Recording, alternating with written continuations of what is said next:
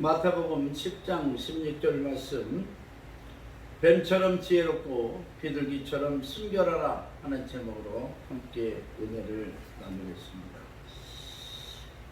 마태복음 10장에 예수님께서는 12제자를 부르셔서 10장 1절에 보니까 더러운 귀신을 쫓아내며 모든 병과 모든 약한 것을 고치는 권능을 주셨습니다. 그리고 제자들을 파송하는 거예요. 둘씩 짝져서 보내면서 이방인의 길로도 가지 말고 사마리아인의 굴로도 가지 말고 오히려 잃어버린 이스라엘 어린 양에게로 가라. 가면서 전파하여 말하되 천국이 가까이 왔다 하고 병든 자를 고치며 죽은 자를 살리며 나은 자를 깨끗이 하며 귀신을 쫓아내되 너희가 거저 받았으니 거저 주어라. 할렐루야.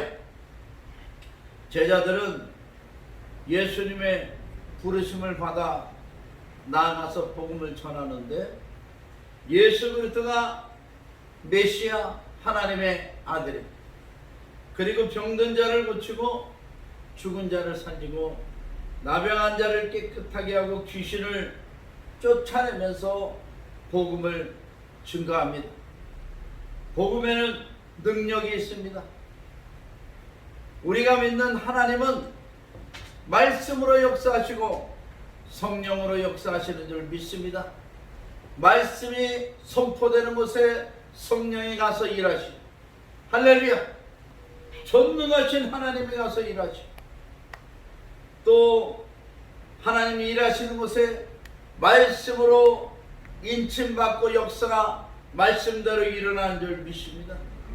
저와 여러분은 말씀을 붙잡고 나가야 돼요. 그 말씀을 붙잡고 나가는데 예수님께서 16절에 오늘 본문 말씀 이와 같이 말씀하십니다. 보라, 내가 너희를 보냄이 양을 이리 가운데 보냄과 같도다. 아니, 예수님은 전능하신 하나님의 아들이요 하늘과 땅의 모든 권세를 가지신 분인데 그 제자들에게 함께 하시면 세상이 떨고 주 앞에 무릎 꿇지 않을 채가 없을 텐데 주님은 내가 너희를 보냄이 양을 이리 가운데 보냄과 같아 하고 연약한 말씀을 하십니다. 웬일일까요?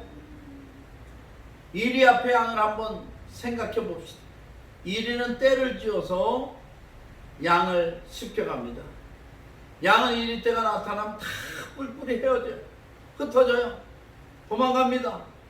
그리고 이제 한두 마리가 먹잇감으로 걸려가지고 으르렁거리는 이리떼에게 잡히고 마는 것입니다. 그와 같이 우리가 세상에 가서 복음을 전할 때 귀신을 쫓아내고 병든 자를 고치며 하나님의 능력을 선포하지만 이리같이 우리를 공격하고 삼키려고 하는 자들이 반드시 있다는 것을 말씀하고 있습니다. 광화문에서 대한민국을 위해서 기도하고 선포하고 외치니까 이것을 무슨 코로나 바이러스 확산에 전염병 확산에 본거지이냐, 온 나라가 다 기독교인들을 욕하고 광화문 집회 나갔던 사람들이 코로나를 확산시킨 것 같이 그렇게 방송 언론까지 다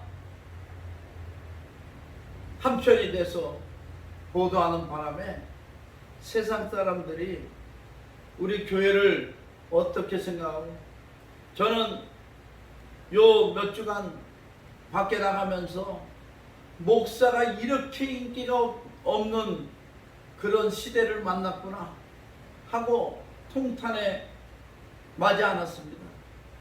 목사라면 그전에는 뭐 존경하는 사람도 있고 우습게 여기는 사람도 있고 뭐 그렇지만은 그래도 다들 뭐 업신여기거나 조롱하거나 무서워서 도망가거나 그러진 않았어요. 그런데 요새는 뭐 목사를 만나는 걸 싫어해. 목사가 오는 것도 싫어요. 성도님들도 기독교인이라면 별로 환영을 못 받습니다. 왜 그러냐? 그 이유를 말씀드리겠습니다. 내가 너희를 보냄이 양을 이리 가운데 보냄과 같도다. 양보다 이리가 훨씬 더 힘이 강합니다. 물론 양도 그 뿔을 세우고 한번 이리한테 덤벼보면 이리도 도망갈 수가 있을 거예요.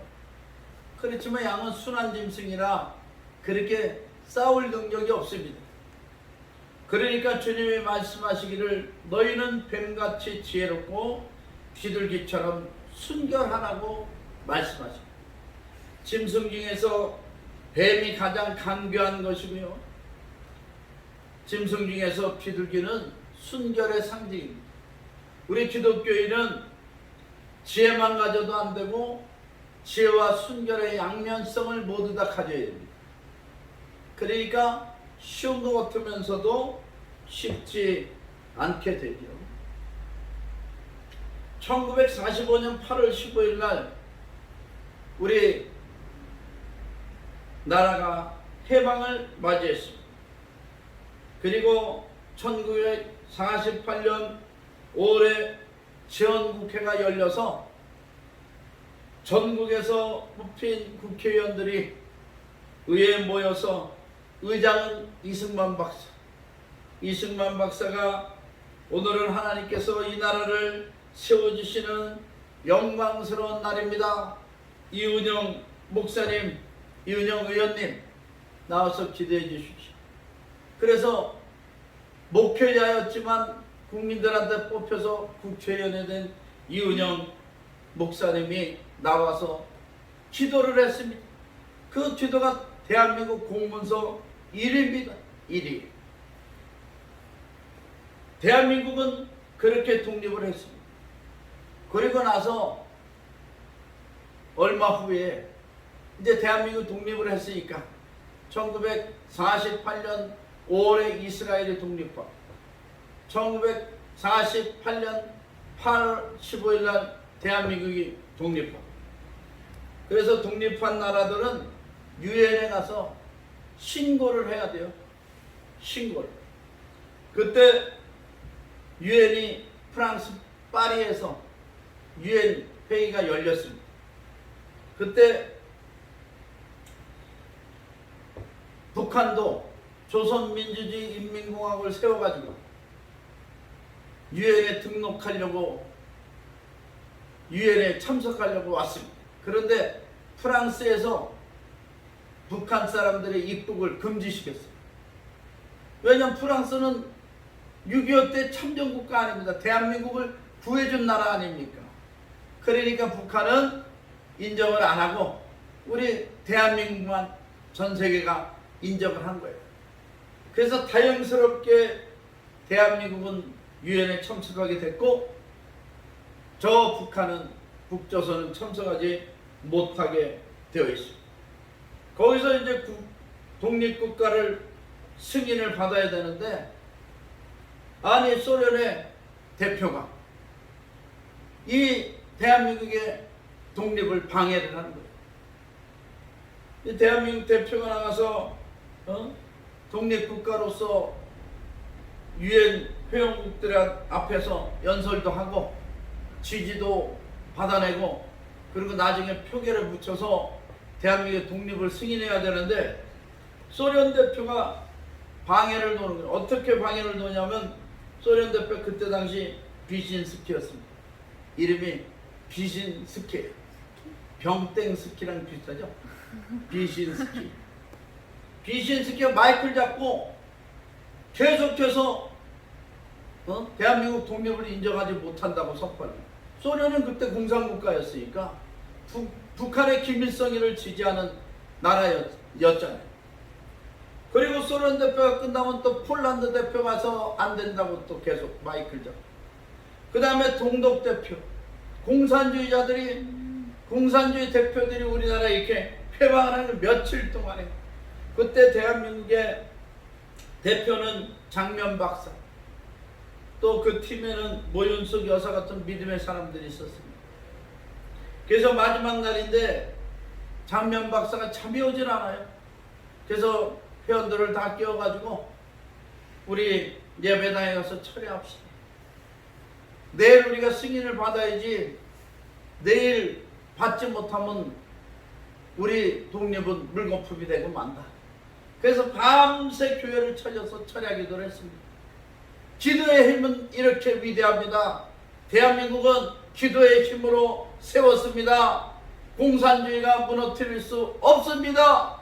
사회주의 국가가 돼서도 안 됩니다. 자유 대한민국은 기독교 국가로 세웠기 때문에 기독교 국가로 발전해야 됩니다. 할렐루야. 그래서 밤새 철야를 기도를 하고 그 다음날 회의에 참석했어요.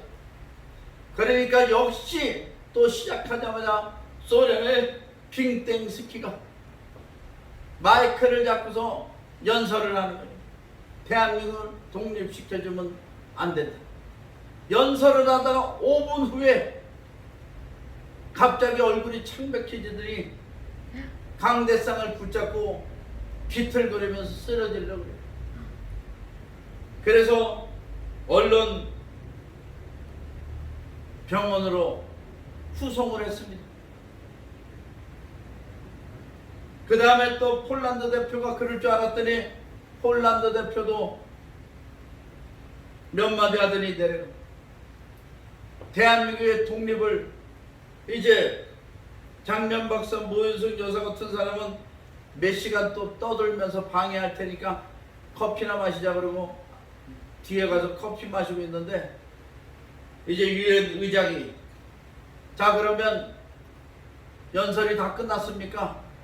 그러면 대한민국의 독립 문제를 표결에 붙입시다.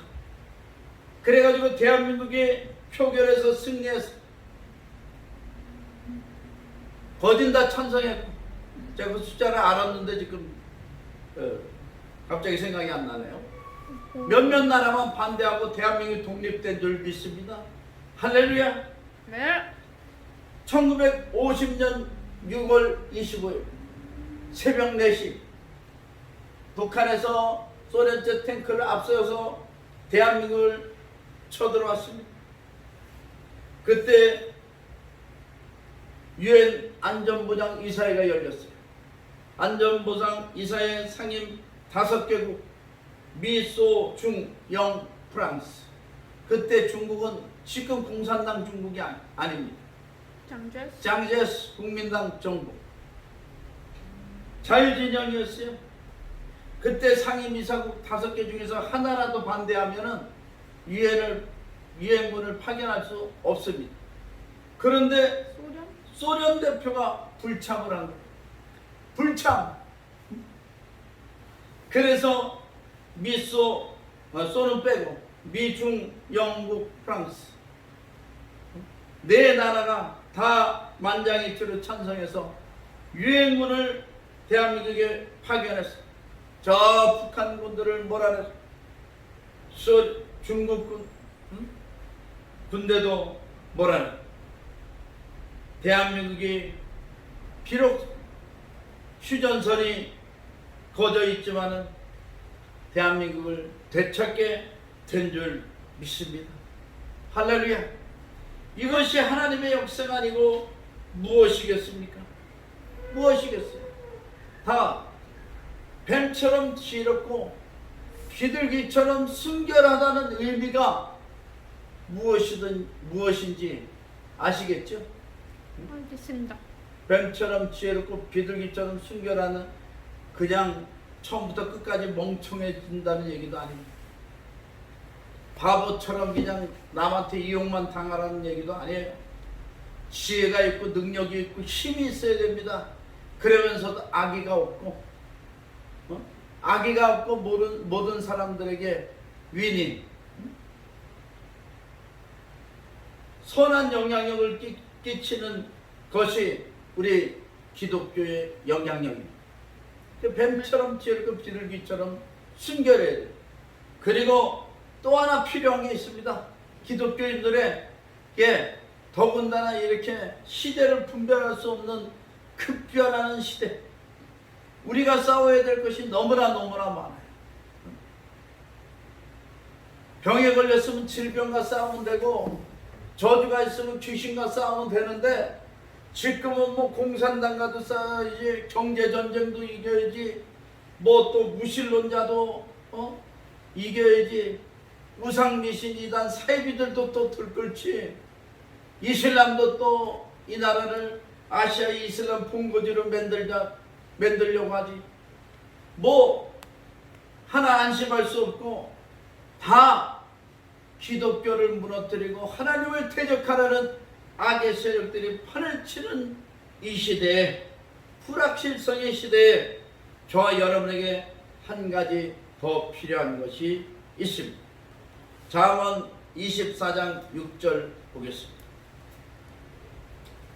구약성경 잠언 24장 6절 함께 봉독합니다. 잠언 24장 6절 네. 너는 전략으로 싸우라. 승리는 지략이 많음에 있느니라. 전략과 지략이 있어요. 전략과 지략. 인생을 살아가는데도요, 전략이 있어야 되고 지략이 있어야 돼요.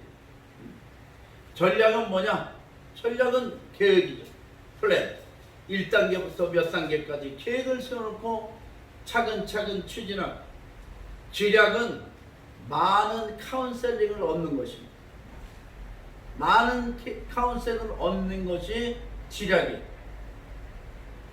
부모의 말씀도 듣고, 스승의 말씀도 듣고, 그 다음에 형제들의 이야기도 듣고, 이웃들의 얘기도 듣고, 전문가의 얘기도 듣고, 이렇게 여러 가지 카운셀링을 다 이렇게 모아서 결정을 하는 것이, 그것이 바로 지략입니다.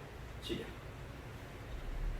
예전에 중국은요, 장개석 총통 국민당이 있을 때, 뭐 장개석 총통은 중국에서 아주 유명한 가문의 사람이고, 일본 육사 출신이고, 사람도 좋고 인물도 좋고 실력도 좋고, 누가 그를 무너뜨리려고 생각도 하지 못했습니다.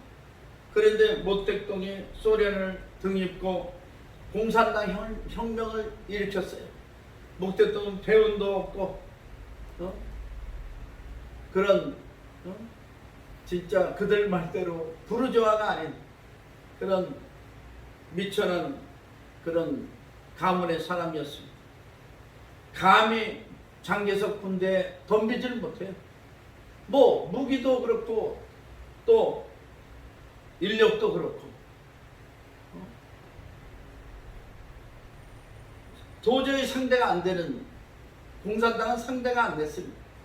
그런데 이들이 만주 쪽의 농촌지대로 파고들어서 농촌 사람들을 공산화시키기 시작했습니다. 그리고 공산혁명의 본거지로 삼은 거야. 만주 연변 이쪽의 조선족들을 공산화시켜가지고 중국 공산혁명의 최고 앞장선 사람들이 연변 쪽에 조선족입니다. 그리고 소련의 지원을 받아서 게릴라 전술을 쓰는 거예요. 장개석 군대는 큰 도시를 다 지키고 있었고, 모택동은 산과 들에 숨어서 게릴라전을 펼치는데, 결국에는 중국이 공산화가 되고 장개석은 저 조그만 타이완으로 피신하는 그런 상상도 못할 일이 벌어졌습니다. 이것은 왜 그랬냐? 역사를 평가하는 사람들이 이렇게 얘기해요. 전투에 이기고 전략에는 졌다. 장개석이 국민당은 전투에는 이겼지만 전략에는 졌다. 이 모택동은 전술 전략에 능한 거 아닙니까? 그래서 중국이 공산화 됐습니다. 여러분, 싸움을 하면, 전쟁을 하려면 전략이 있어야 될 거 아니에요. 또 전술이 있어야 될 거 아니야. 요번에 중국의 위구르 탄압 때문에 인권 문제가 세계적인 이슈로 대두되고, 또 홍콩 보안법 때문에 처음에는 중국이 완전히 홍콩을 먹는 것 같이 지금 강제로 탄압하고 있는데 왕이 외교부장이 유럽 5개 국가를 순방했는데 공식적인 자리에서 홍콩 안전법을 폐기시키라는 요구를 받았어요. 중국이 아주 전랑 싸우는 늑대 전술을 여태까지 폈다가 세계에 얻어맞고 있어요. 그것이 옳지 않으니까. 그리고 또 저 내몽골의 몽고인들의 언어를 학교에서 몽골어를 쓰지 못하도록 하고 중국어만 쓰게 하겠다. 그래서 지금 몽골인들 수백만이 데모를 벌이고 있습니다. 학생들부터. 우리는 몽골인이다. 위대한 징기스칸의 후예다. 그 모국어를 못 쓰게 하면 어떠냐? 어떻게 하냐? 그리고 지금 중국 정부의 반기를 들고 있습니다. 인원이 한 2,500만 명 정도 된다고 그래요. 내몽골. 내몽골, 외몽골은 지금 몽골 제국이고, 몽골이라는 나라고. 그리고 반이 잘려서 중국에 넘어가 가지고 내몽골 사람들은 중국의 지배를 받아요. 근데 우리는 징기스칸의 후예다 하고 지금 싸우기 시작한 거야, 이제. 그 징기스칸은 가장 넓은 대륙을 차지한 그런 영웅입니다. 징기스칸. 잔인하기도 했대요. 몽고 사람들이 잔인했대. 그리고 몽고 군대 중에는 우리 고구려 군대 다 포함이 된 거죠. 그 몽골 사람들은 그렇게 군대를 편성하고 전쟁을 벌일 능력이 애시당초 없던 사람들이래요. 근데 우리 고구려의 이 군사 체계를, 고구려가 이제 멸망했으니까 군사 체계를 배워가지고 그 몇 대 후대들이 징기스칸 나라를 세우는데, 몽골 나라를 세우는데 크게 공헌을 한 것입니다. 근데 몽골의 징기스칸의 오른팔 중에 수부타이라는 장군이 있어요. 아주 충성스러운 개다 이렇게 표현하는 수부타이 있는데 전쟁의 신이라고 합니다. 이 사람이 주로 쓰는 전법이 뭐냐?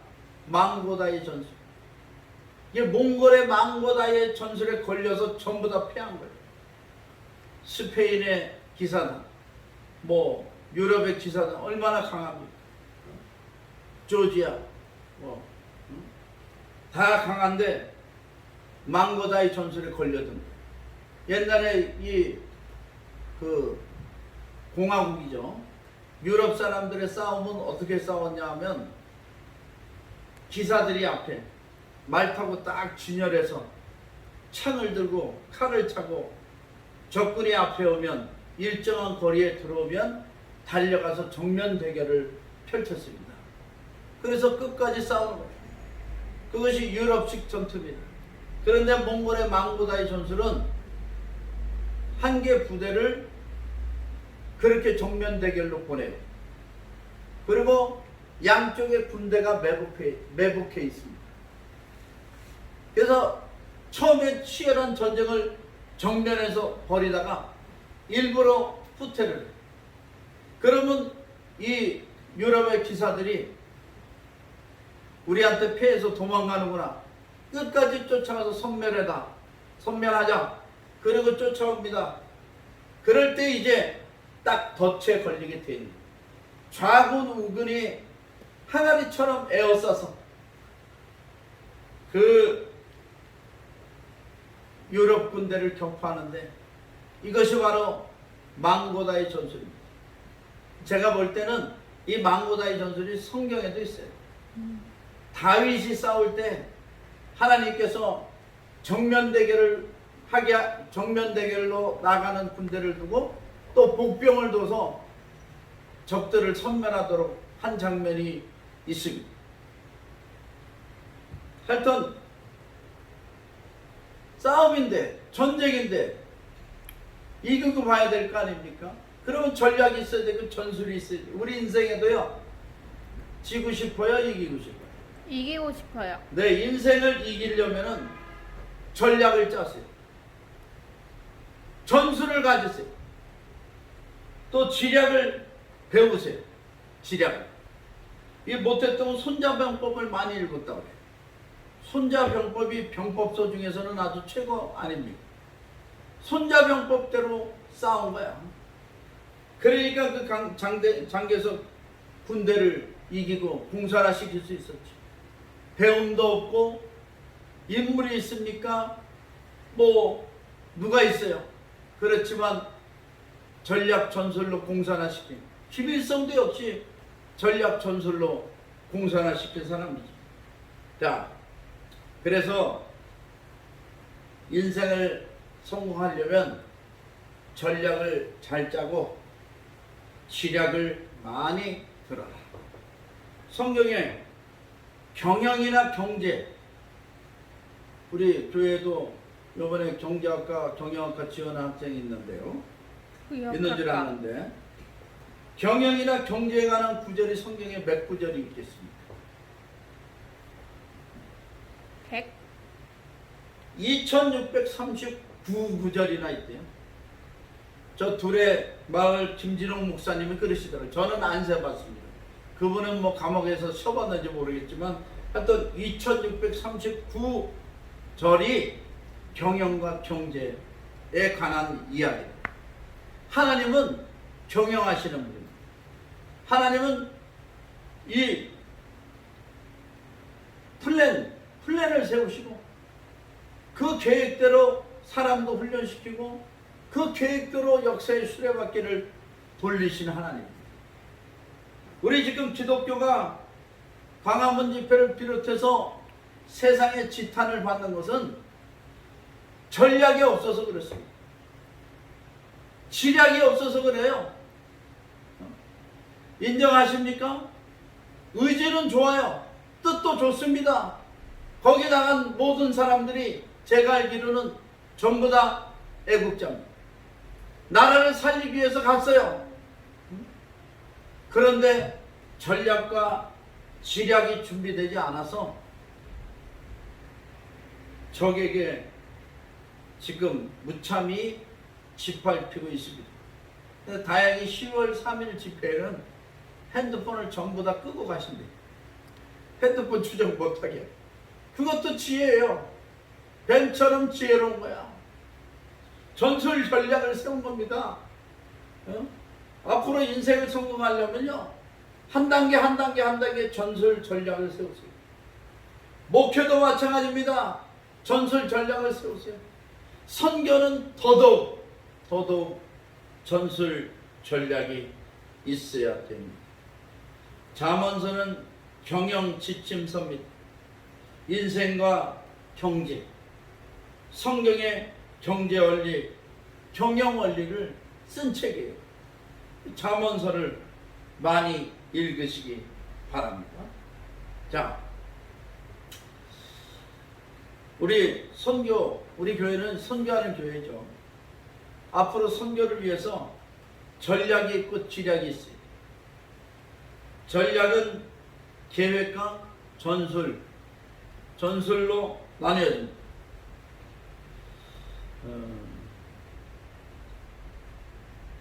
제가 목회하기 전에 무역을 전공했고 무역회사를 했기 때문에 전략과 지략에 대해서는 약간 좀 알고 있습니다.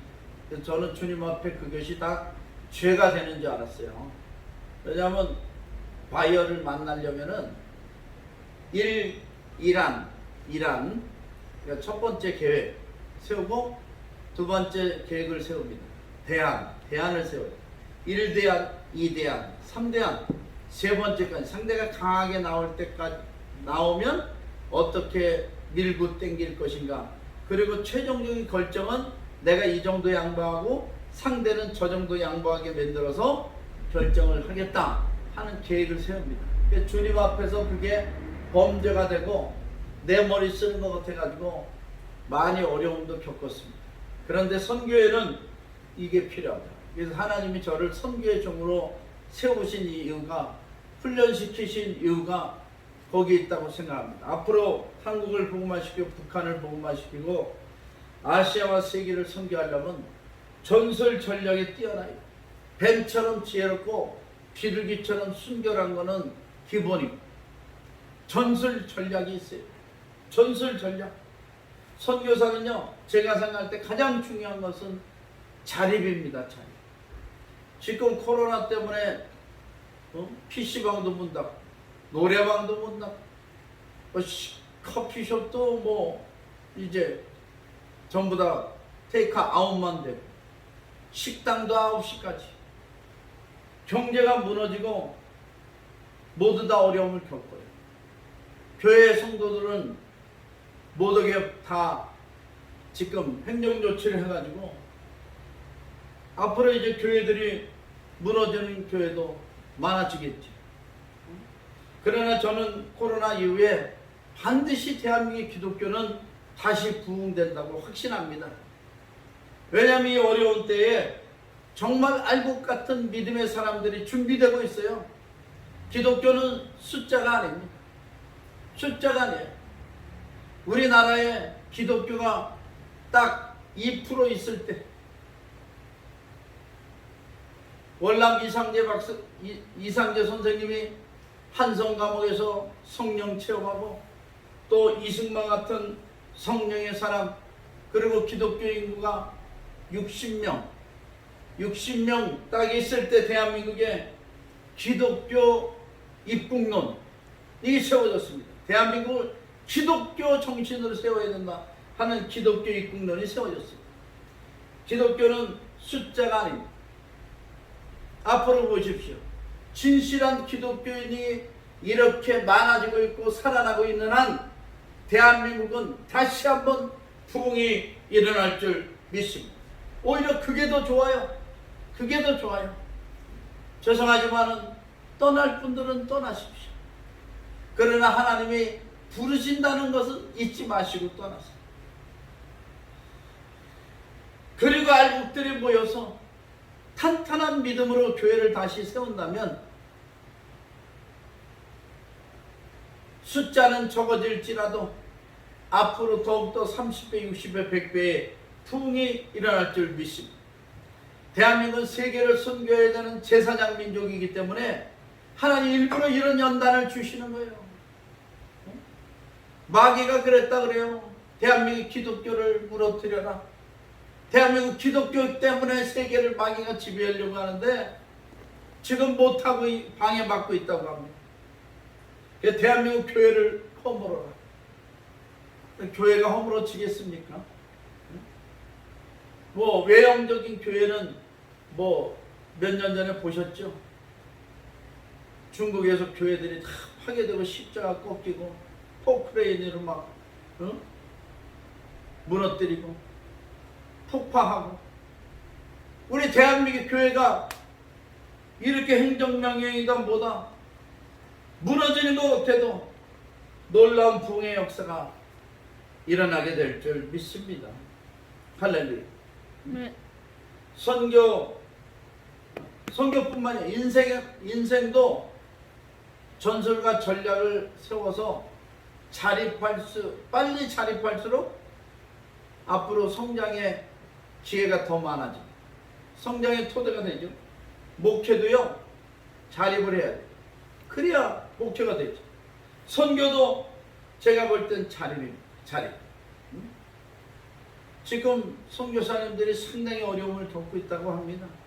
교회들이 헌금이 안 들어오니까 선교비를 못 보낸다고 그런 통보들이 오고 있대요. 어려움이. 선교사는 선교지가 생명인데 거기서 복음을 전하기 위해서 갔는데 물질이 후원이 끊어진다고 돌아오는 것이 말이 되겠습니다. 그런데 선교사는 신부나 수녀도 아니고 가족들이 있잖아요. 가족들이 어려움을 겪는 것 때문에 도저히 견딜 수 없어서 다시 리턴하는 선교사님들도 많아질 것입니다. 그런데 조금 더 염려하지 마십시오. 다시 충전의 기회를 가지고 앞으로 하나님께서 더 좋게 하셔서 자립하게 하셔서 파송시키실 줄 믿습니다. 선교제에 얼마나 어려움을 많이 겪습니까? 선교사님들이 뭐 그렇지 않은 분도 있지만 대부분 다 고생이죠. 어려움을 겪어요.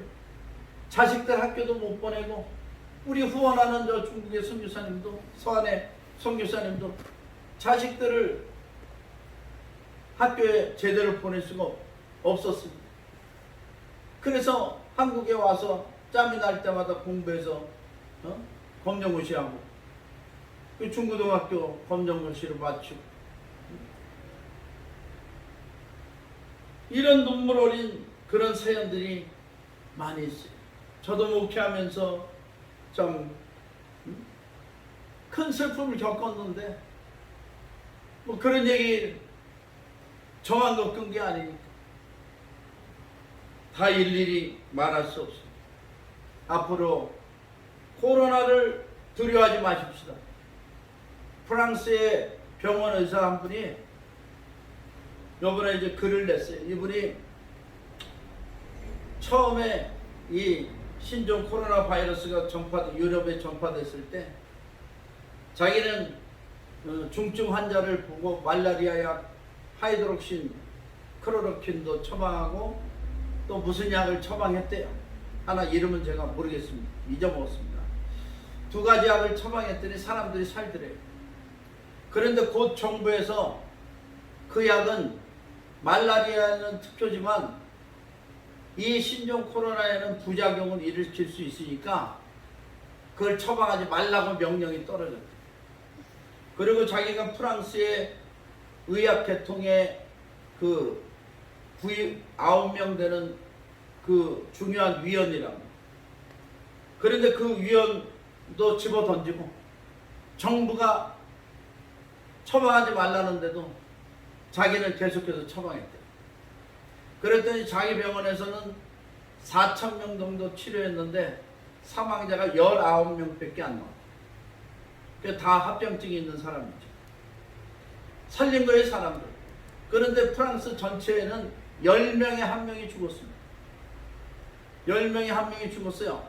그러니까 이 병원에 4,000명을 치료했으면 그 약을 처방 안 했으면 한 400명 정도는 죽었어야 되는데 19명만 죽고 0몇 번. 그래가지고 이분이 글을 썼습니다. 코로나는 처음보다 많이 약해졌다. 이제는 전염력이나 이 여러 가지 증세가 처음 같지 않게 많이 호전이 됐다.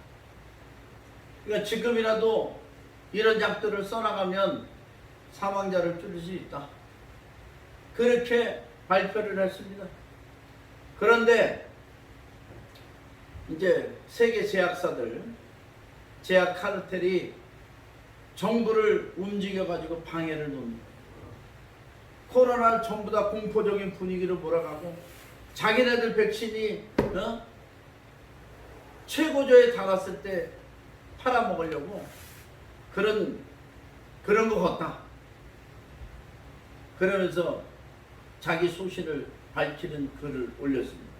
지금 페이스북이나 유튜브에 다 아주 그 훌륭한 의사의 이야기가 다 있으니까 한번 검색해서 들어보시기 바랍니다.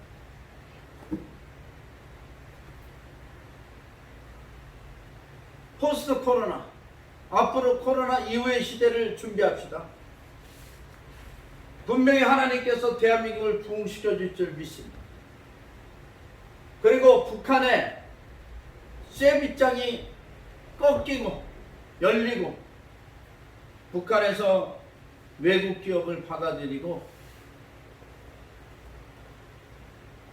우리 선교 기업도 진출하게 될 줄 믿습니다.